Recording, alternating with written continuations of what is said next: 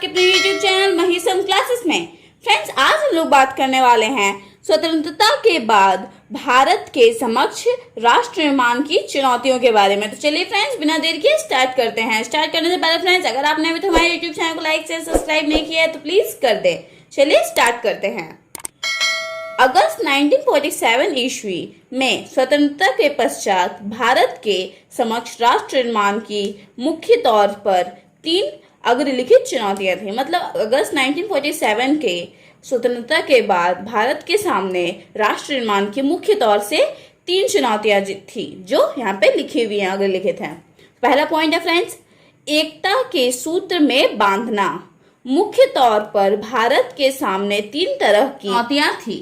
पहली और तत्कालीन चुनौती एकता के सूत्र में बंधे हुए एक ऐसे भारत को गढ़ने की थी जिसमें भारतीय समाज की सारी विविधता के लिए स्थान हो। मतलब पहली चुनौती यही थी कि इसके पूरे भारत देश को एक सूत्र में बांधा जा सके और ऐसे भारत को गढ़ना था जिसमें भारतीय समाज के सभी जितने भी सारे धर्म थे, सारी चीजों को एक साथ जोड़ना पड़े, सारी विविधताओं को एक साथ जोड़ना हो और सबका एक साथ स्थान हो।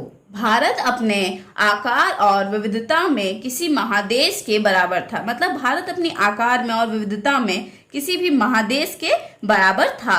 यहाँ अलग अलग बोली बोलने वाले लोग थे। मतलब अलग अलग बोली बोलने वाले यहाँ पर लोग थे। उनकी संस्कृति अलग थी, सबकी संस्कृति अपनी अपनी थी, सबकी संस्कृति अलग अलग थी और वे अलग अलग धर्मों के अनुयायी थे। मतलब वो अलग अलग धर्म को मानते थे। उस वक्त आमतौर पर यही माना जा रहा था कि इतनी विविधताओं से भरा देश ज्यादा दिनों तक एकजुट नहीं रह सकता। मतलब लोगों का मानना था कि यहाँ पर जब इतने सारे धर्म हैं, इतने तरह तरह की बोलियां हैं, तो ये देश ज्यादा दिनों तक एक साथ नहीं रह सकता। इसके विभाजन के साथ लोगों के मन में समाई यह आशंका एक तरह से स्वप्रमाणित हुई थी। भारत के भविष्य को लेकर गंभीर सवाल खड़े थे। उस समय लोगों के दिमाग में बहुत गंभीर सवाल थे भारत को लेकर। क्या भारत एक रह पाएगा? मतलब भारत एक साथ रह पाएगा? क्या ऐसा करने के लिए भारत सिर्फ राष्ट्र एकता की बात पर सबसे ज्यादा जोर देगा और बाकी उद्देश्यों को तिलांजलि दे देगा? ये सब कुछ क्वेश्चन थे जो उसमें उठ रहे थे। क्या ऐसे में हर क्षेत्रीय और उप क्षेत्रीय पहचान को खारिज कर दिया जाएगा? मतलब हर क्षेत्रीय और उप क्षेत्रीय को खारिज कर दिया जाएगा पहचान को। उस वक्त का सबसे तीखा और चुभता हुआ एक सवाल, मतलब उस समय का सबसे ज्यादा तीखा और चुभता हुआ सवाल था, यह भी था कि भारत की क्षेत्रीय अखंडता को कैसे प्राप्त किया जाए। मतलब लोगों को इस चीज की टेंशन थी कि लोग क्षेत्रीय अखंडता को कैसे प्राप्त किया जाए। लोकतंत्र की स्थापना करना। तो दूसरा पॉइंट था लोकतंत्र की स्थापना करना। इसको इंग्लिश में बोल सकते हैं फ्रेंड, टू एस्टैब्लिश डेमोक्रेसी। स्वतंत्र भारत के समक्ष दूसरी चुनौती लोकतंत्र को कायम करने की थी। मतलब लोकतंत्र को कायम करना एक बहुत बड़ी चुनौती थी उस समय स्वतंत्र भारत के लिए।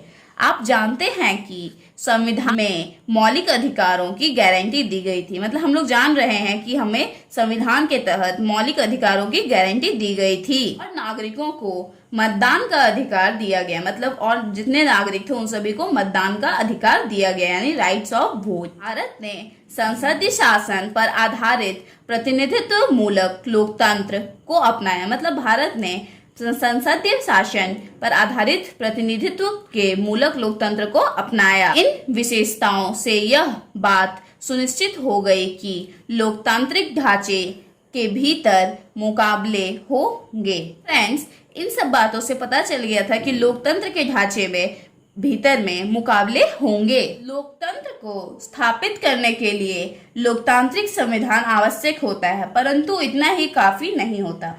मतलब लोकतंत्र को स्थापित करने लोकतांत्रिक संविधान तो होना जरूरी है, लेकिन फिर भी इतना ये काफी नहीं होता है। चुनौती यह भी थी कि संविधान से मेल खाते लोकतांत्रिक व्यवहार बर्ताव में आए। मतलब लोकतांत्रिक से मिलते हुए संविधान, जो हमारा संविधान था वो लोकतांत्रिक में, हमारे लोकतांत्रिक व्यवहार में, बर्ताव में आ जाए। समाज मूलक विकास। इसका मतलब होता है friends, development keeping in view welfare of the society.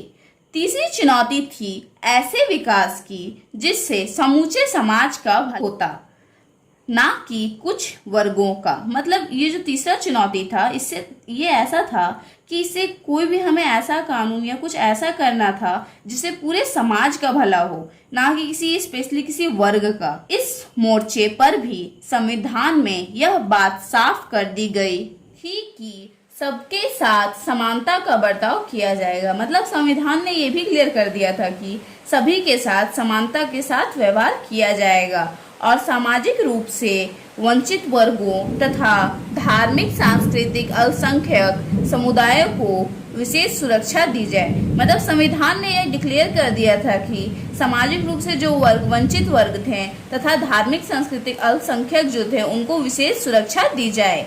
संविधान ने राज्य के नीति निर्देशक सिद्धांतों के अंतर्गत लोक कल्याण के उन लक्ष्यों को भी स्वीकार किया था।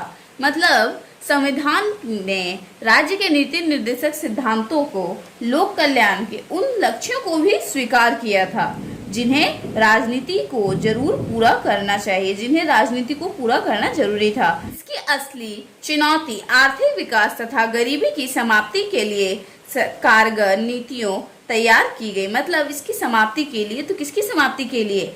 तो आर्थिक विकास को बढ़ाने के लिए और गरीबी की समाप्ति करने के लिए कारगर नीतियां सरकार ने तैयार की थी। फ्रेंड्स, आज के इस वीडियो में बस इतना है। हमारे साथ जुड़े रहें, लाइक करें, शेयर करें, सब्सक्राइब करें, कमेंट करें। Thank you for watching.